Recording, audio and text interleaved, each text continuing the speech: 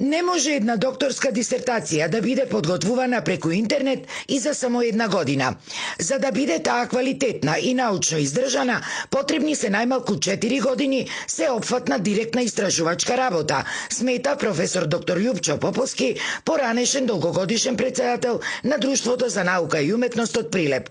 Актуелниот наплив од докторати и магистратури, според него, го става под голем знак прашалник и научниот аспект на одредени научни трудови, а тоа може да создаде неточна и искривена научна анализа. Не можам да сватам да докторска дисертација се спрема преку интернет, се спрема за година дена и така натака и така. Или се наведува литература во таа докторска дисертација да и самиот не знае која литература е таа. Ако сакаш да изражуваш, мора да имаш да најдеш законитост, да најдеш за таа законитост аргументација, од таа аргументација да излечиш заклучок, од тој заклучок да излечиш и правец на движење од одредени општествени или други појави. Кој без аргументи нема вистина.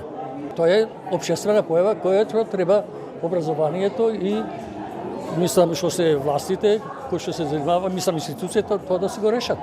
Поповски е уверен дека производството на таквите докторанти преку, како што вели, ефтината продажба на тие докторати многу скапо ќе ја чини иднината на државава.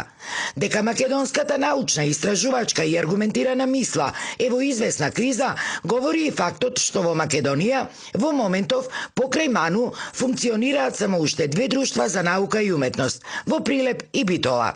Друштвото за наука и уметност е светилиште на науката и уметноста, место каде што треба да се збира академската заедница.